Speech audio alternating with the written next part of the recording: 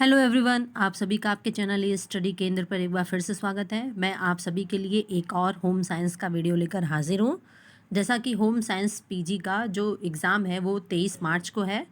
आप उसकी लगातार प्रिपरेशन कर रहे हैं, तो मैं भी आप सभी के लिए लगातार वीडियो लेकर हाजिर हूँ। आप सभी इस वीडियो को अंत तक ज़रूर से देखिएगा और हमें कमेंट करके ज़रूर से बताइएगा कि आपके कितने क्वेश्चन सही हुए, और वीडियो को लाइक और शेयर करिए अपने फ्रेंडों में भी, ताकि उनकी भी प्रिपरेशन होती रहे। तो आइए प्रश्नों को देखते हैं। सबसे पहला जो प्रश्न है हमारा कथन उपकथन से संबंधित है। प्रश्न कह रहा है कि नीचे दो कथन दिए गए हैं, कथनों के आधार पे सबसे सही उत्तर का चयन करना है। तो प्रश्न है कि किल्टेड टेक्सटाइल अनेक परतों वाला वस्त्र निर्माण की विधि है। तो क्या ये सही है? किल्टेड टेक्सटाइल के अंतर्गत अनेक परतों वाले वस्त्र निर्माण किए जाते हैं, इसी की विधि है किल्टेड टेक्सटाइल। तो पहला कथन जो है आपका सही है। कथन 2 कह रहा है कि रेशे या वस्त्र की खुरदरी सतह पर रगड़ या घिसावट सहने की क्षमता अपघर्षण प्रतिरोधकता कहलाती है। तो क्या यह अपघर्षण प्रतिरोधकता कहलाती है? तो जो हमारा कथन 2 है ये भी सही है। तो ध्यान दीजिएगा, जो हमारा कथन 1 है और कथन 2 दोनों क्या है? सही है। ऑप्शन बी हमारा सही हो जाएगा। आइए नेक्स्ट प्रश्न देखते हैं। प्रश्न है कि धागे का काउंट उसके संख्यात्मक मूल्य को परिभाषित करता है। लंबाई, चौड़ाई, यहाँ पे किस संख्यात्मक मूल्य हो जाएगा? किस संख्यात्मक मूल्य को परिभाषित करता है? तो लंबाई, चौड़ाई, उत्कृष्टता या फिर उपरोक्त कोई नहीं। तो ध्यान दीजिएगा, जो धागे का काउंट होता है ये क्या करता है? ये यहाँ पे हमारे ऑप्शन नंबर सी सही हो जाएगा। उत्कृष्टता का संख्यात्मक मूल्य को परिभाषित करता है, यानी कि जो कपड़े की फाइननेस होती है, फाइननेस को बताता है जो धागे का काउंट होता है। और यह भी बताता है कि कपड़ा कितना कोमल है, साफ है, नीट एंड क्लीन है। ठीक है। नेक्स्ट प्रश्न है कि निम्नलिखित में से कौन सा माइक्रोन्यूट्रिएंट है? कैल्शियम, कार्बोहाइड्रेट, प्रोटीन, उपयुक्त में से एक से अधिक या उपयुक्त में से कोई नहीं। ध्यान दीजिए, सीयूईटी एग्जाम में कभी कभी आपको 5 ऑप्शन देखने को मिलेंगे, उनमें से एक ऑप्शन सही होगा। तो मैंने उसकी भी प्रैक्टिस करवाने की कोशिश की है आपको। कथन उपकथन से संबंधित प्रश्न आते हैं, तो मैंने अपने टेस्ट सीरीज़ में सभी प्रकार के प्रश्नों की प्रैक्टिस आपको करवा रखी है। प्रश्नों को ध्यान से पढ़कर हल करिएगा।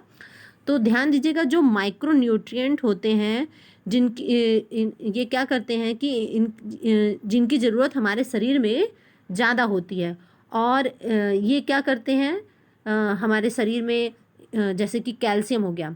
कैल्शियम भी एक माइक्रो न्यूट्रिएंट है, इससे हमारी हड्डियाँ मजबूत होती हैं। कार्बोहाइड्रेट क्या करता है?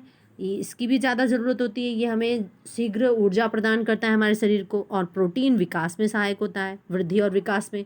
तो यहाँ पे जो ये तीनों माइक्रोन्यूट्रिएंट हैं, तो यहाँ पे ऑप्शन जो है हमारा डी सही हो जाएगा कि उपयुक्त में से एक से अधिक जो हैं माइक्रोन्यूट्रिएंट हैं। आइए अगला प्रश्न देखते हैं। प्रश्न है कि यहाँ पे नीचे दी गई सूची में गलत का चयन करना है। कौन सा गलत है? यहाँ पे प्रश्न देखिए, कह रहा है कि दूध में उपस्थित एंजाइम और उनके कार्य। तो दूध में जो एंजाइम्स उपस्थित होते हैं, लैक्टोसेम का एंजाइम का काम क्या होता है? लैक्टोज शर्करा का विघटन करना। तो ये कथन सही, ये कार्य सही है इसका। जो लैक्टोसेम होता है एंजाइम, ये लैक्टोज शर्करा को क्या करता है? विघटित करता है। नेक्स्ट है हमारा बी, कह रहा है कि प्रोटीएसेस, जो प्रोटीएसेस होता है वो प्रोटीन का विघटन करता है। तो ये भी सही है। फिर लाइपेज क्या करता है? लाइपेज जो एंजाइम होता है ये वसा का विघटन करता है। तो ये भी कथन, ये इसका जो कार्य है ये भी सही है। नेक्स्ट है ऑप्शन डी, ये कह रहा है कि फास्फेटेसेस जो है ये क्या करता है? हाइड्रोजन परऑक्साइड पर क्रिया करने वाला है। तो ये हमारा ऑप्शन गलत होता है। ऑप्शन डी जो है हमारा गलत हो जाएगा। तो यही हमारा आंसर हो जाएगा डी। पूछ रहे इसमें गलत कौन सा है, तो यही बताना था। तो जो फास फास फास्फेटेसेस होते हैं ये फास्फोरिक एसिड को विखंडित करता है, इनका विखंडन करता है फास्फोरिक एसिड का। और जो हाइड्रोजन पराऑक्साइड पर क्रिया करने वाला कौन होता है, तो ध्यान दीजिएगा जो कैटालेज इंजाइम होता है वो हाइड्रोजन पराऑक्साइड पे क्रिया करने वाला होता है। तो ये सभी जो इंजाइम है ये किस में पाए जाते हैं, तो दूध में पाए जाते हैं। आइए नेक्स्ट देखते हैं प्रश्न है कि स्पेंडेक्स तंतु हैं पानी प्रतिरोधक, तह प्रतिरोधक, इलास्टामेरिक या फिर अग्नि प्रतिरोधक। तो ध्यान दीजिए जो स्पेंडेक्स तंतु होते हैं ये ऑप्शन सी हमारा सही हो जाएगा, इलास्टामेरिक होते हैं। यह एक रबड़ का रेशा है। ध्यान दीजिएगा ये क्या होते हैं, ये एक प्रकार के रबड़ के फाइबर होते हैं और इसे जितना भी खींचा जाए ये इस पर कोई असर नहीं होता, ये फ्लेक्सिबल होता है। आइए नेक्स्ट प्रश्न देखते हैं। प्रश्न है कि वीडियो अच्छा लगे तो लाइक ज़रूर से करिएगा और हम वीडियो को अंत तक देखिएगा। हमने बहुत महत्वपूर्ण प्रश्नों को इस टेस्ट सीरीज में शामिल किया है। नेक्स्ट प्रश्न है हमारा कि तंतु की दीवार के अंदर यदि अणुओं की व्यवस्था एक दूसरे के समांतर हो तो उसे कहते हैं अस्त व्यस्त, अमोर्फास, ओरिएंटेशन या फिर क्रिस्टलाइन। तो ध्यान दीजिएगा जब तंतु की दीवार के अंदर यदि अणुओं की व्यवस्था एक दूसरे के समानांतर होती है, यानी कि मान लीजिए जैसे ये गोलाकार दीवार है और इसमें जो तंतु की व्यवस्था है वो एक दूसरे के समानांतर है, इसके अंदर सीधी सीधी सीधी सारे जो तंतु हैं एक समान भरे हुए हैं, तो ऐसे को क्या कहेंगे हम, तो इससे हम ऑप्शन सी हमारा सही हो जाएगा, ओरिएंटेशन कहते हैं। ठीक है, इसे हम क्या कहेंगे, ओरिएंटेशन। नेक्स्ट प्रश्न देखते हैं। प्रश्न है कि सूती कपड़ा जलता है तो उसमें से निकलती है सफ़ेद लौ, पीली लौ, नारंगी या नीली लौ। तो ध्यान दीजिएगा जब हम सूती कपड़े को जब जलाते हैं या जलता है किसी भी वजह से, तो उसमें ऑप्शन बी हमारा सही हो जाएगा, पीली लौ निकलती है। और जो नीली लौ है ये एनिमल फाइबर के जलने से प्राप्त होता है, जैसे कि एनिमल से कौन सा फाइबर, ऊन जो है भेड़ से प्राप्त होता है, विभिन्न प्रकार के जानवरों से प्राप्त होता है, तो इसमें नीली लौ निकलती है। आइए नेक्स्ट प्रश्न देखते हैं। प्रश्न है कि दबाने, मोड़ने होगा यहाँ पे, एवं सिकुड़ने के पश्चात पुनः अपने आकार को प्राप्त करने की रेशे की योग्यता है लचीलापन, तन्यता, घनत्व या प्रव्यास्थता। तो ध्यान दीजिएगा इस स्थिति को हम क्या कहेंगे, ऑप्शन डी हमारा सही हो जाएगा, प्रव्यास्थता कहलाता है कि कपड़े को हम दबाएंगे, मोड़ेंगे और उसमें सिकुड़न पड़ने के पश्चात भी जब वो कपड़ा वापस पुनः अपने आकार में आ जाता है, तो इसे फाइबर की रिजिलेंसी कहेंगे। ठीक है, इंग्लिश में रिजिलेंसी। आइए नेक्स्ट प्रश्न है कि पार्श्वीकरण में तापमान को किस प्रकार रखा जाता है, 100 डिग्री सेल्सियस पे, 100 डिग्री सेल्सियस से ऊपर, 100 डिग्री सेल्सियस से नीचे, उपयुक्त में से एक से अधिक या फिर उपयुक्त में से कोई नहीं। तो जैसा कि आपको पता ही होगा कि जब पार्श्वीकरण के माध्यम से दूध को संरक्षित किया जाता है तो जो इसका तापमान होता है ऑप्शन सी हमारा सही हो जाएगा, 100 डिग्री सेल्सियस से नीचे रखा जाता है। नेक्स्ट प्रश्न है हमारा, जब लंबाई उम्र के अनुसार पर्याप्त से कम हो तो उसे कहते हैं, क्या कहेंगे, मैरास्मस, वेस्टिंग, स्टंटिंग या फिर उपयुक्त में से एक से अधिक। तो ध्यान दीजिएगा जब लंबाई जो है उम्र के अनुसार पर्याप्त से कम होती है तो यहाँ पे हम उसे क्या कहेंगे, ऑप्शन सी हमारा सही हो जाएगा, स्टंटिंग कहलाता है वो। नेक्स्ट प्रश्न देखते हैं। प्रश्न है कि कौन सी विटामिन की ज़रूरत होती है स्वस्थ एपिथीलियम सामान्य दृष्टि के लिए की विकास के लिए और रोग प्रतिरोधक क्षमता बनाए रखने के लिए। तो vitamin C, vitamin B12, vitamin A उपयुक्त में से एक से अधिक या उपयुक्त में से कोई नहीं। तो ध्यान दीजिएगा, जो नेत्र आँखों के लिए कौन सा विटामिन ज़रूरी है आपको पता ही है, तो आप तुरंत इससे पकड़ लेंगे कि यहाँ पे ऑप्शन नंबर सी हमारा सही हो जाएगा, विटामिन ए। और हम ये रोग प्रतिरोधक क्षमता को बनाए रखने में भी महत्वपूर्ण भूमिका निभाता है। आइए नेक्स्ट प्रश्न देखते हैं। प्रश्न है कि निम्न में से कौन सा डाइसेकेराइड कार्बोहाइड्रेट है? ग्लूकोज, लैक्टोज, फ्रुक्टोज, उपयुक्त में से एक से अधिक या फिर उपयुक्त में से कोई नहीं। तो ध्यान दीजिएगा, जैसा कि आपको पता है कि जो डाइसेकेराइड होते हैं उसमें हम सुक्रोज को शामिल करते हैं, लैक्टोज को शामिल करते हैं और माल्टोज को शामिल करते हैं। तो यहाँ पे जो डाइसेकेराइड क्या हो जाएगा? ऑप्शन बी हमारा सही हो जाएगा, लैक्टोज। लैक्टोज जो है डाइसेकेराइड कार्बोहाइड्रेट है। नेक्स्ट प्रश्न है, प्रश्न कह रहा है कि पारिवारिक जीवन चक्र को किस विद्वान ने 3 सोपानों में अभिव्यक्त किया है? तो जो पारिवारिक जीवन चक्र होता है उसको 3 सोपानों में अभिव्यक्त करने वाले जो हैं वो ऑप्शन सी हमारा सही हो जाएगा, विग्लो ने। विग्लो ने पारिवारिक जीवन चक्र को 3 सोपानों में अभिव्यक्त किया है। नेक्स्ट प्रश्न है कि माइक्रोसाइटिक एनीमिया किस विटामिन की कमी के कारण होता है? तो ध्यान दीजिएगा, जो माइक्रोसाइटिक एनीमिया होता है ये विटामिन ए की, विटामिन B12, विटामिन B6 या विटामिन B5।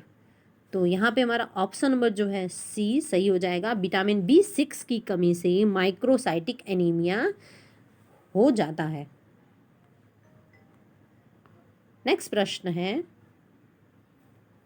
धन का अधिक धनोपार्जन के लिए उपयोग कहलाता है बचत, अनिवार्य विनियोग, वित्तीय प्रबंधन या फिर विनियोग। तो ध्यान दीजिएगा, जो हमारे पास धन है उस धन से हम कैसे और अधिक धन अर्जन कर सकें, इसके लिए जो उपयोग कहलाता है उसे हम ऑप्शन सी हमारा सही हो जाएगा, उसे हम वित्तीय प्रबंधन कहते हैं। कैसे हम अपने वित्त यानी धन का प्रबंध करते हैं कि उससे हम अधिक से अधिक धन अर्जन कर सकें। 5,000 को 10, 10 को फिर 20, 20 को फिर 40 में बदल सकें। तो यह जो प्रबंधन कहलाएगा उसे ही हम वित्तीय प्रबंधन कहते हैं। नेक्स्ट प्रश्न देखिए। प्रश्न है कि लोहे का अवशोषण होता है छोटी आंत में, बड़ी आंत में, अमाशय में या पक्वाशय एवं जेनुनम में। तो ध्यान दीजिए कि जो शरीर में जो आयरन, लोहा, जो उसका अवशोषण कहाँ होता है? तो ये जो अवशोषण होता है हमारा ऑप्शन नंबर डी सही हो जाएगा, पक्वाशय एवं जेनुनम में जो है लोहे का अवशोषण होता है। हमारा अगला प्रश्न है कि संयुक्त राष्ट्र संघ शिशु निधि कहते हैं WHO को, यूनिसेफ को, केयर को या फिर सभी को। तो जो संयुक्त राष्ट्र संघ शिशु निधि है वो हम किसे कहेंगे? तो ऑप्शन बी हमारा सही हो जाएगा, जो यूनिसेफ है, यूनिसेफ को संयुक्त राष्ट्र संघ शिशु निधि कहते हैं। यूनिसेफ का जो पूरा नाम होता है वो है यूनाइटेड नेशन चिल्ड्रंस फंड। और ध्यान दीजिएगा, कभी कभी ये पूछ लेता है कि यूनिसेफ की स्थापना कब हुई थी? तो 11 दिसंबर,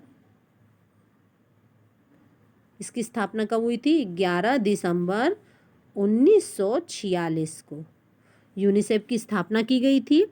और ध्यान दीजिएगा, इसकी स्थापना का मुख्य उद्देश्य क्या था? तो जो द्वितीय विश्व युद्ध हुआ था उससे जो प्रभावित देश थे वहाँ पे जो बच्चे और महिलाएं थी उनके स्वास्थ्य और भोजन की व्यवस्था को सुनिश्चित करना ही इसका मुख्य उद्देश्य था।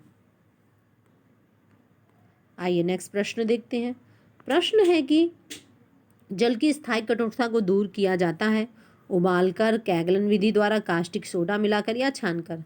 तो जल की जो स्थायी कठोरता होती है उसको परमानेंटली, ऑप्शन बी हमारा सही हो जाएगा, कैगलन विधि द्वारा दूर किया जाता है। नेक्स्ट प्रश्न देखिए। प्रश्न है कि फलों में उपस्थित जेली बनाने के लिए उत्तरदायी पदार्थ है, यानी किस पदार्थ जो फल के माध्यम से जेली बनाया जाता है वो किस पदार्थ के माध्यम से बनाया जाता है जो फलों में पाया जाता है? सुक्रोज, फ्रुक्टोज, पैक्टीन या फिर कैरोटीन। तो ध्यान दीजिएगा, जो फलों में उपस्थित, ऑप्शन सी हमारा सही हो जाएगा, पैक्टीन होता है, इसी के माध्यम से जेली बनता है, जो जेली बनाने के लिए उत्तरदायी पदार्थ है। नेक्स्ट प्रश्न देखते हैं। प्रश्न है कि यहाँ एक और मात्रा होगा, प्रौढ़। एक प्रौढ़ महिला को प्रतिदिन कितनी कैलोरी की आवश्यकता होती है? 2000 से 3000 कैलोरी, 3000 से 3500 कैलोरी, 2500 से 3000 कैलोरी या फिर 1800 से 2200 कैलोरी। तो ध्यान दीजिएगा, जो एक प्रौढ़ महिला होती है इसको प्रतिदिन, ऑप्शन डी हमारा सही हो जाएगा, 1800 से 2200 कैलोरी की आवश्यकता होती है। नेक्स्ट प्रश्न है हमारा, प्रश्न है कि ICDS कार्यक्रम है बच्चों के विकास से संबंधित, ग्रामीण विकास से संबंधित, देश के विकास से संबंधित या महिलाओं के विकास से संबंधित। तो ध्यान दीजिएगा, जो ICDS कार्यक्रम है, यहाँ ऑप्शन ए हमारा सही हो जाएगा, बच्चों के विकास से संबंधित एक कार्यक्रम है। यहाँ पे जो ICDS है यह 6 साल से कम उम्र के बच्चों और उनकी माताओं के लिए भोजन की व्यवस्था, उनकी ज़रूरतों को ध्यान में रखकर उनकी सारी व्यवस्था को करना है। और ध्यान दीजिएगा, जो ICDS है इसकी जो स्थापना हुई थी, कब हुई थी? तो ये कब लॉन्च किया गया था? 1975, 1975 में इसको लॉन्च किया गया था, जिसका उद्देश्य जो था कुपोषण, स्वास्थ्य और युवा बच्चों, गर्भवती महिलाओं की विकास आवश्यकताओं से संबंधित है। ठीक है, तो ध्यान दीजिएगा। और कभी कभी इसका ICDS का फुल फॉर्म भी एग्जाम में पूछ लेता है, तो ICDS का फुल फॉर्म हिंदी में हम क्या बताएंगे? तो एकीकृत बाल विकास कार्यक्रम, और इंग्लिश में क्या होता है? Integrated child development services. तो इससे रिलेटेड जितने प्रश्न परीक्षा में घुमा फिरा पूछे जाते हैं मैंने इसे भी बता दिया। तो आप इन सारे प्रश्नों को अच्छे से प्रिपरेशन कर लीजिएगा। आपका मैक्सिमम क्वेश्चन हमारे, अगर आपने यूट्यूब से हमारे 2022, 2023 के टेस्ट सीरीज़ और इस साल जो 24 में मैं टेस्ट सीरीज़ करा रही हूँ, अगर जिन बच्चों ने हमारे सारे टेस्ट सीरीज़ को देख के, वीडियो को देखकर प्रश्नों को सॉल्व किया होगा, उनका मैक्सिमम टॉपिक प्रिपरेशन अच्छे से चल रहा है। आप अपने से भी तैयारी करते रहिएगा, आपका एग्ज़ाम बहुत अच्छा जाएगा। तो इस वीडियो को लाइक ज़रूर से करिएगा, शेयर करिए अपने फ्रेंडों में, और जिन लोगों ने अभी तक हमारे चैनल को सब्सक्राइब नहीं किया तो सब्सक्राइब कर लें और अपनी तैयारी को लगातार करते रहें। Thank you everyone for watching.